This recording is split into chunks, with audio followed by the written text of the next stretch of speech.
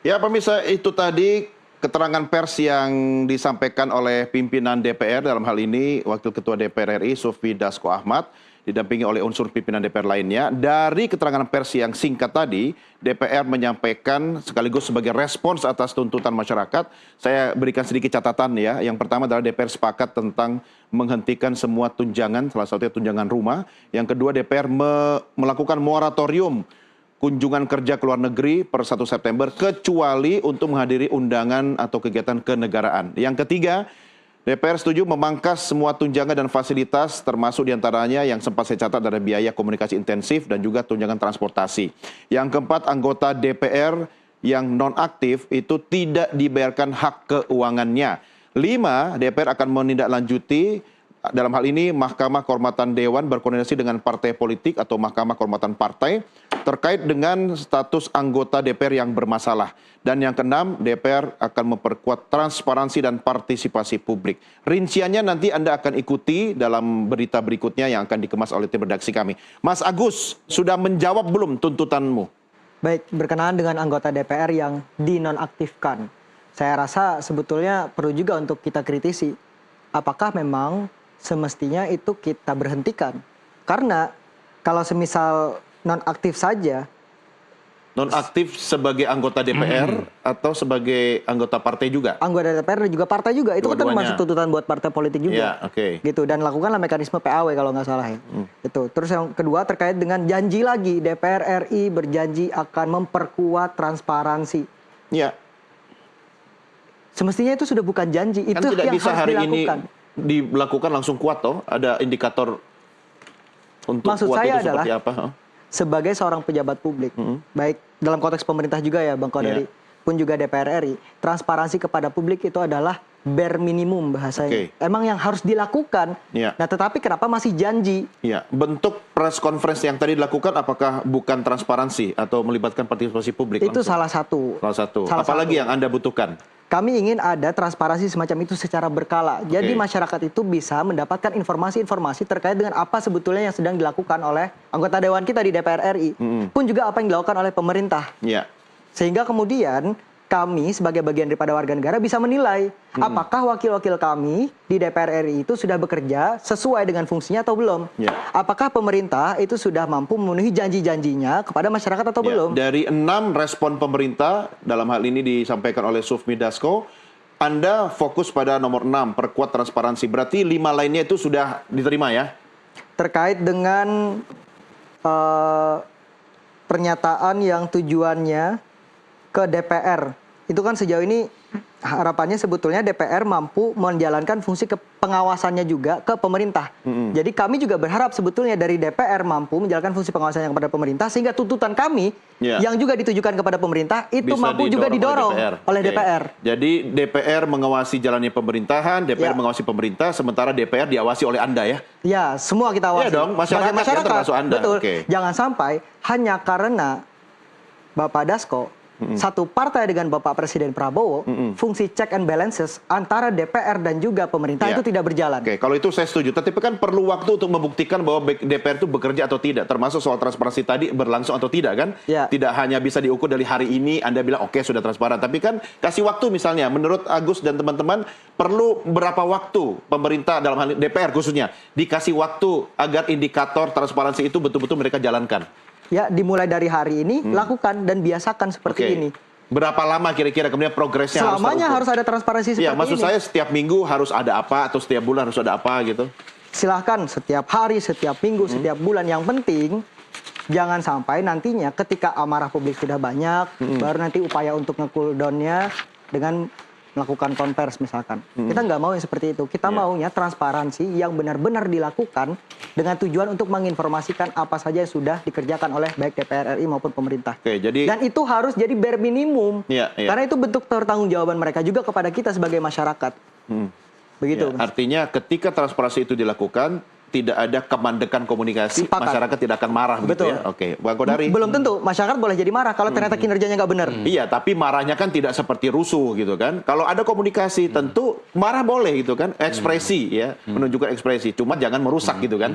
Ya, Setuju boleh. kan? Tidak boleh merusak kan. Tetapi, karena yang rugi juga hampir 1 triliun loh anggaran Ya, perbaikan itu semua. sepakat. Itu uang saya juga ada di Iya, dalamnya sepakat. Itu uang abang, uang Bang Kodari juga mungkin. Tetapi yang harus kita lihat juga adalah bahwa kerusuhan itu terjadi itu adalah bentuk amarah rakyat. Iya. Dan pemicunya siapa? Itu adalah akumulasi dari berbagai ketidakresponsifan DPR dan Iya. juga pemerintah. Itu saya setuju. Tetapi respon kita juga terhadap hal-hal yang tidak sesuai dengan keinginan kita juga harus kita tata, begitu ya? Iya. Setuju iya, kan? iya, Oke, iya. jadi saling. Ini kan seperti cinta. Betul. Ya, kalau jadikan- cinta tepuk sebelah tangan kan itu namanya di PHP gitu kan? Betul. Ya setidaknya jadikanlah ini pembelajaran. Itu pedih sekali loh. Jadikan ini momen untuk berbenah diri, Oke. berefleksi. Saya baik di tangkap DPR maupun maksudnya Mas pemerintah. Agus. Bagaimana responnya, Bang Kodari?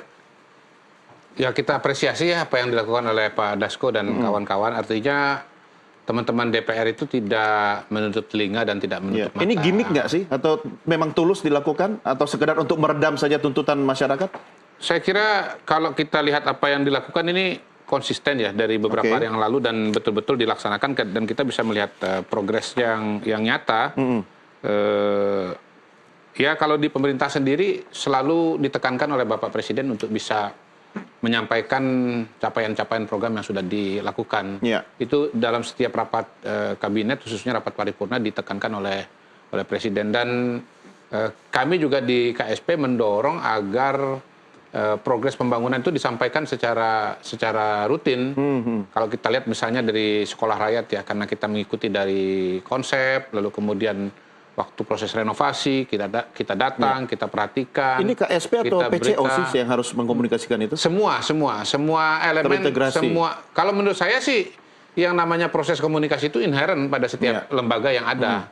Mungkin PCO punya peran yang lebih ya, karena sesuai dengan tupoksinya. Tetapi pada dasarnya setiap KL itu punya kewajiban untuk mengkomunikasikan apa yang dilakukan. Kalau Anda lihat di ruang sebelah, di rumah sebelah, di Senayan, apa yang membuat akhirnya kemudian masyarakat merasa tidak didengarkan, kemudian amarah itu membuncah seperti yang kita saksikan beberapa waktu Mungkin lalu? triggernya adalah soal komunikasi atau gestur. Anggota Dewan ya? Gestur yang... Personal ya, bukan institusi begitu? Mungkin sebagai individu, yang menonjolkan individu ya, tetapi tidak bisa dilepaskan juga dari institusi. Kelembagaan. Karena itulah kemudian tadi saya mengatakan mungkin perlu semacam perubahan yang bersifat institusional juga. Artinya ada suatu suasana kebatinan yang memang mengalami transformasi. Misalnya kita bayangkan ya, misalnya kalau ada instruksi untuk pakai mobil dinas Innova misalnya. Maka semua akan ikuti itu. Ini jangan bilang Innova terus-terusan, nanti dikira endorse Innova ini. Saya minta maaf ya, karena nggak ada cara lain untuk memberikan penjelasan kepada masyarakat kecuali menyebut merek ini. Mobil yang banyak digunakan oleh masyarakat. Mobil yang banyak digunakan oleh masyarakat. Angkot nanti. Jadi mobil yang banyak digunakan masyarakat itu dipakai. Arloji yang dikenakan oleh kalangan menengah. Kan begitu gini. Gini misalnya. Silakan kalau mau disorot. Lebih mahal jam gue loh. Disorot. Jam presenter NTV lebih mahal daripada jamnya wakil kepala staf kepresidenan. Tapi wakil kepala punya sendiri yang lain.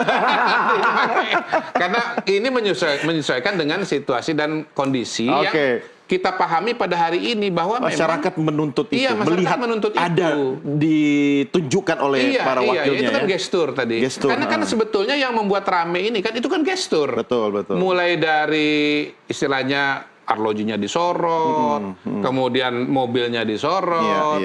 Dan itu semua yang kemudian menimbulkan apa? Gini, di DPR. Ya, tapi jangan menguburkan faktor-faktor lain, misalnya soal lapangan kerja, pertumbuhan ekonomi dan sebagainya kan. Betul. Tapi begini, ini penting ya gini. Kalau orang pakai mobil yang biasa dipakai oleh aristokrat Inggris, nggak nyebut merek kan? Maka dia akan cenderung, dia nggak bisa pakai arloji yang dipakai kelas menengah.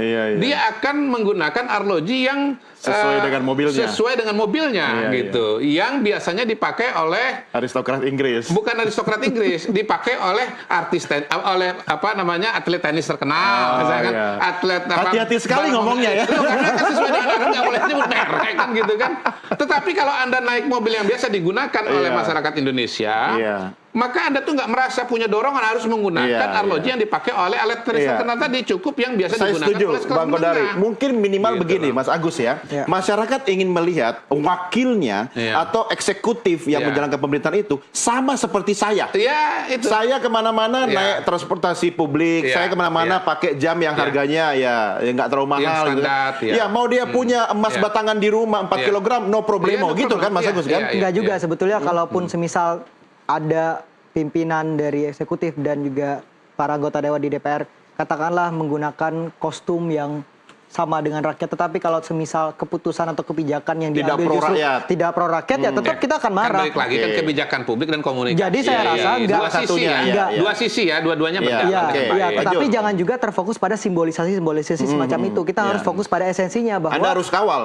iya, itu harus kita semua kawal, bukan cuma saya. Iya. Tapi begini, ini Bang Kodari di pemerintahan pun harus bukan tetap cuma kawal. sekedar simbolik Iya, loh, iya. bukan cuma simbolik. Kalau Anda itu biasa sederhana, maka dorongan-dorongan untuk yang membuat tidak sederhana itu akan hilang. Iya. Itu esensial dan pada kaitannya nanti akan membuat kebijakan publik itu Iya. akan lebih optimal. Ada satu hal yang, Iya. yang penting mempengaruhi, bukan Iya. cuma dari orangnya, Apa? Bang, istrinya. Ya, ini secara keseluruhan. Makanya saya bilang secara kelembagaan, kalau suaminya sudah sederhana, istrinya juga harus ikut sederhana. Iya. Jadi betul. sebenarnya ada yang bilang saya itu tidak takut sama istri saya, cuma istri saya lebih berani ke saya. Gitu. Nah itu yang kayak begitu jangan jadi pejabat publik gitu kan. Iya. Oke, Mas Agus, ada 6 hal yang menjadi respon dari DPR. Menurut Anda yang paling penting dikawal selain soal bagaimana transparansi itu bisa terus dilakukan dan berjalan, apalagi? Yang harus terus kita kawal kepada para DPR tadi ya, selain transparansi, rasa-rasanya juga penting untuk tetap mengawal tuntutan-tuntutan lainnya terkait dengan anggota legislatif yang sampai hari ini kan masih statusnya nonaktif. Iya. Tapi yang kita inginkan bukan cuma sekedar nonaktif, Dipecat. diberhentikan, dipecat. Dan juga itu harus dikomunikasikan kepada partai politik untuk Iya. melakukan pemecatan juga. Maksudnya Anda minta DPR yang berkoordinasi dengan partai politik? Iya, isinya kan di DPR orang-orang Iya. partai. Kan sudah dijawab tadi, anggota DPR yang nonaktif tidak dibayar hak keuangannya dan mereka akan follow up dari MKD akan koordinasi dengan partai politik terkait dengan anggota yang bermasalah Iya, tadi. itu harus Kalau misalnya dipastikan. Mas Agus dan teman-teman di split nih, kawal ke DPR, kawal juga ke partai politik. Ya, memang Iya kan? seperti itu. Betul. Tuntutan kita nggak hanya sebatas untuk ke pemerintah atau eksekutif, ke DPR. Ada juga ke partai politik, termasuk ke aparat, ke Polri, ke TNI juga iya. ada. Iya. Dan tadi ya statement atau konferensi persnya masih dari DPR RI. Kami masih menunggu Oke. sebetulnya konferensi pers dari Mau menunggu respon dari pihak-pihak yang mana? lain. TNI, Dari Presiden. Polri, oke, Presiden. TNI, Polri. Oke, Dan Anda juga mau boleh dengar jadi partai Presiden politik. bilang apa? Mumpung ada wakil kepala stafnya di sini. Yang paling penting sekarang adalah tarik mundur militer TNI kembali ke baraknya. Kemudian bebaskan para demonstran, kawan-kawan kami yang sampai hari ini masih ditahan. Oke. Dan harus pastikan juga tuntutan-tuntutan yang belum terpenuhi hari ini, mungkin karena Bang Kodari tadi bilang ada proses yang Iya. dilakukan. Pastikan prosesnya sampai kapan. Jangan sampai nantinya ketika kita tanya masih proses. Kita tanya lagi masih proses, sama kayak mau bikin KTP. Iya. Prosesnya panjang, tetapi Tapi justru KTP-mu asli kan? asli, alhamdulillah. Iya. Tahu nggak, Gus? Nah, itu yang harus dipastikan. Ya, Jadi harus ilustrasi nih, jelas. Gus. Ilustrasi nih, Gus, harus ya. jelas. Ilustrasi nih ya. Ini agak belok sedikit. Proses menikah itu lebih cepat dibanding proses perceraian. Benar. Nah, artinya ketika melakukan sesuatu, kemudian membuat sebuah perubahan, ya kan? Tidak mudah. Iya, tidak mudah. Saya bukan belain dia kan. iya. Enggak. Tapi enggak gini, biar fair, tentukan indikator.